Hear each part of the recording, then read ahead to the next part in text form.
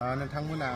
भिडिअखौ ससेल' नायनाङा पुरा फुल नायबासो नोंथांमोना गासिबो बुजि मोनगोन नङा होमबा नोंथांमोना भिडिअखौ जोबजासिम नायबानो जाबाय जों मानि थांखि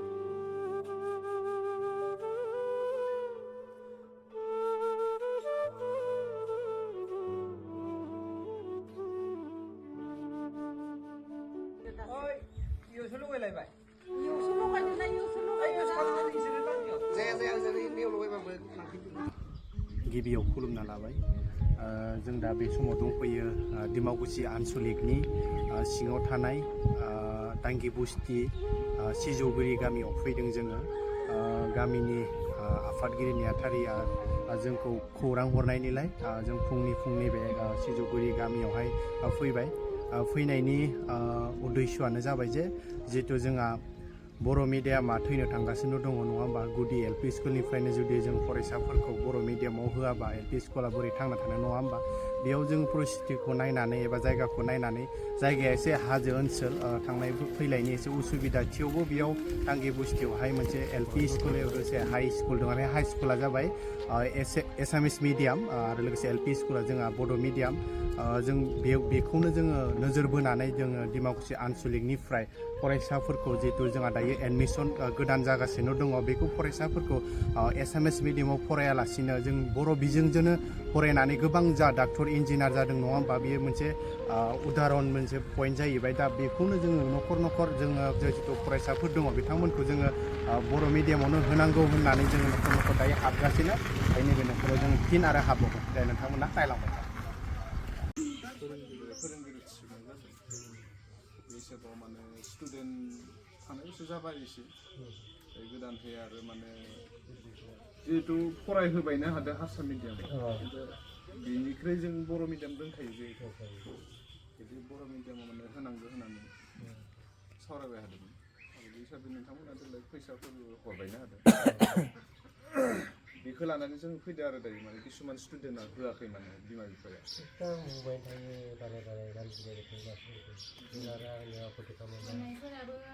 ने मा फिथा मोनजागोन मेरिगल थांना फैयो माबाया दिनैल' बिसोरखौ बेबायदिथ' बर' मिडियामाव थांबाय थादो दे क्लास 2 जाबाय ना थांनानै जों बुंनो बिथांमोना दायो स्कुलाव थांसिगोन दे लोगोफोर नामखौ बुंना गालांनाय दे मा मुङा रन्जन बेसेबां क्लासाव फरायो बेसेबां क्लासाव थाखोसेयाव दिनैनिफ्राय थांबाय थानांगोन दे स्कुलाव दे नोंखौ नेरा भिडिअ खालामना लाखाबाय आं नोंनि स्कुलाव थाङाबाथाय जों नोंखौ लोगो हमफैगोन आरो दे दिनैनिफ्राय थां बास दे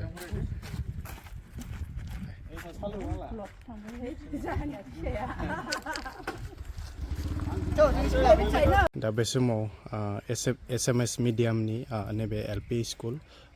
थुलुंजार एलपि स्कुल बेयावहाय जों फैदों नैरा दा बेयावनो फैदों जोङो बर' मिडियाम एबा बर' फरायसाफोरखौ जों लोगो हमनो फैदों बिथांमोना एसामिस मिडियामाव फरायो आरोना सारा हानाय हा सारा हानाय কি খেলি আছা হা হা কি নাম হা पार्वती हाजो ओनसोल आरो नै हाजो ओइनै नुहुरखाबायना ओइनै नाय बेवहायनो जोंहा गुदि फरायसालि एसएमएस मिडियाम बे जाबाय मायो रले नों बर' नंगौ नङा दे मा नाम मायो प्रिया बर' ओमफ्राय नोंनिया रिसिता बर' नोंनियालाय सन्जिता बर' नोंसोर बर' नाया गासैबो नै आदा मोना लेंहरदो नोंसोरखौ थ' गासिबो थ' गासिबो सबाया थ' गासिबो थ' ओइ थ' चलो गासिबो दायो नै सारा सोंनिसो सोंदो दे गासिबो बुंना ला दे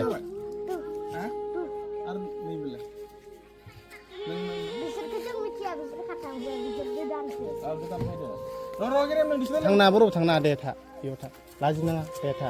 बेयाव फै दलर था दे कुस खालामनाङा नङाबा जों खाना लाना थाङो दे नोंखौ आइयाव बर' मिडियामाव होनोसै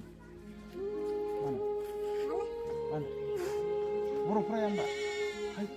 बर' फरायनांगोन ना बर' मानसियालाय बर' मिडियामाव फरायनांगोन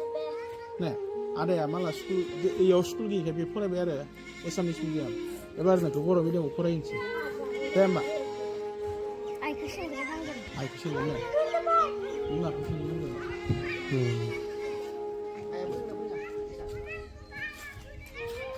फोरोङो फरायनो साया फोरोङो ना नों खै बोसोर जाखो नों बेयाव गेलेमा बे खातायाव हाबबाय थादों खादाव हाबबाय थादो ओमफ्राय नोङो ओमफ्राय आं नौ जाबाय ने दसाव हाबबाय थादों खादावबा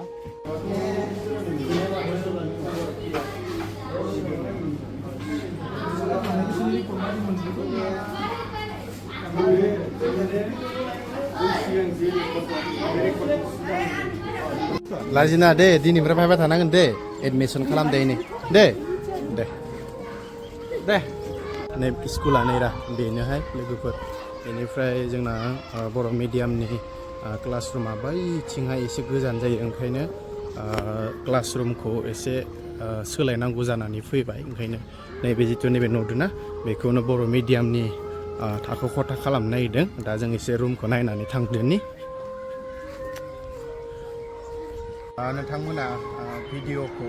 ससेल' नायनाङा फुरा फुल नायबासो नोंथांमोना गासिखौबो बुजि मोनगोन नङा होमबा नोंथांमोना भिडिअखौ जोबजासिम नायबानो जाबाय जों मानि थांखियाव फैदों नङा होमबा स' भिडिअआबो जोबोद गोलाव जाबाय फोजोबनोसै नोंथांमोना बेसे हागोन नैबे भिडिअखौ शेयार खालाम मानो होनना बुङोबा जों बर' राव रायज्लायो आरो बर' राव रायज्लायो हिसाबै